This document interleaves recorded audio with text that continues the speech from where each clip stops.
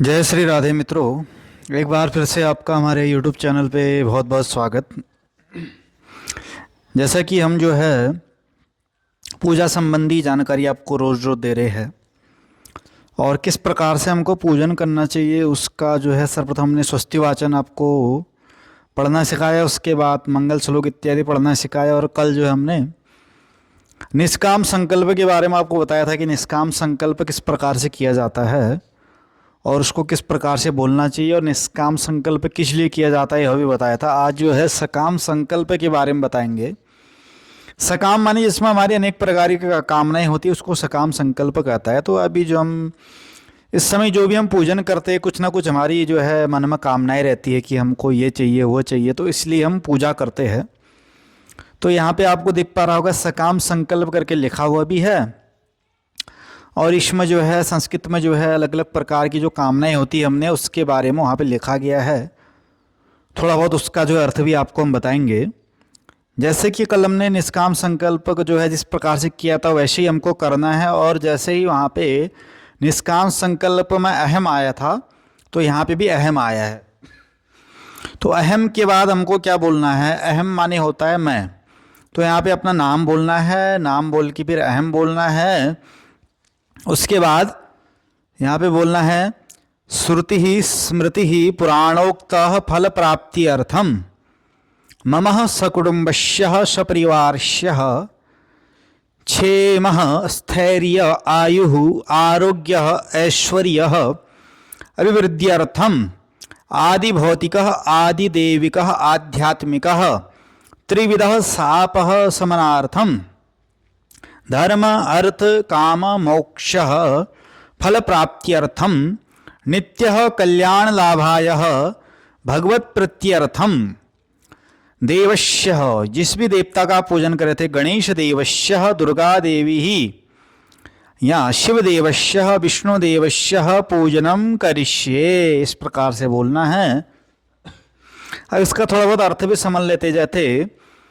श्रुति हो गया, स्मृति हो गया, पुराण हो गया, फल प्राप्ति अर्थम, यानी कि जो हमारी श्रुतियाँ जो है हमारी और स्मृतियाँ जो है, पुराण जो है, उनमें जो जो फल दिए गए हैं उन फलों की हमको प्राप्ति हो, यह कह रहे हैं।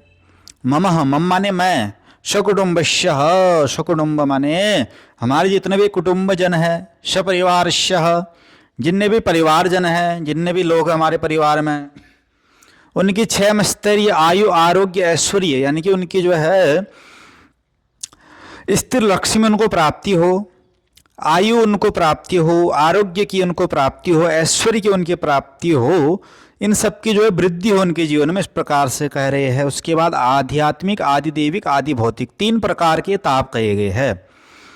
आध्यात्मिक माने होता है जो हमको शरीर के द्वारा कष्ट मिलता है, यानी कि जर आना, बुखार आना, सर्दी जुकाम लगना, इसको आध्यात्मिक कष्ट कहा जाता है। उसके बाद आता है आदि देविक, यानी कि देवताओं के प्रकोप के द्वारा जो कष्ट हमको प्राप्त होता है उसको आदि देविक कष्ट कहा जाता है। जिस जैसे मतलब ज़्यादा बारिश होना, कहीं पे भूकंप आना, भूस्खलन होना, इसको कहा जाता है आदि देविक। उसके बाद आता है आदि भौतिक, भौतिक माने पृथ्वी, जो पृथ्वी के द्वारा जो हमको कष्ट मिलता है, जैसे कीड़ों के द्वारा, चींटियों के द्वारा, मक्खियों के द्वारा, मच्छरों के द्वारा, सर्प के द्वारा, इस प्रकार से जो आदि भौतिक जो भूमि में जो जो जीव रहते हैं उनके द्वारा जो कष्ट प्राप्त होता है उसको आदि भौतिक कष्ट कहा जाता है। इन तीन वृद्ध तापों समनार्थम, यानी कि तीनों तापों से हमको जो है निवृत्ति मिले, ये कहा गया है। उसके बाद धर्मार्थ काम मोक्ष, चार प्रकार के पुरुषार्थ कहे गए, धर्म अर्थ काम मोक्ष। तो इन चारों पुरुषार्थों की हमको प्राप्ति हो, इस प्रकार से कहा, यानी कि धर्म के द्वारा हमको जो है अर्थ माने पैसा कमाना चाहिए, उन पैसों से अच्छी कामनाओं की पूर्ति करनी चाहिए और उससे मोक्ष की प्राप्ति करनी चाहिए। इसलिए धर्मार्थ काम मोक्ष फल प्राप्ति अर्थम नित्य कल्याण लाभाय, यानी कि नित्य जो है हमारा कल्याण हो और लाभ की प्राप्ति हो, और भगवत प्रत्यर्थम, भगवान की प्रत्यर्थता के लिए, यानी कि भगवान की जो है शुभता के लिए, भगवान को हम जो है प्रसन्नता के लिए जो है यह पूजन कर रहे, इस प्रकार से हम संकल्प करते हैं।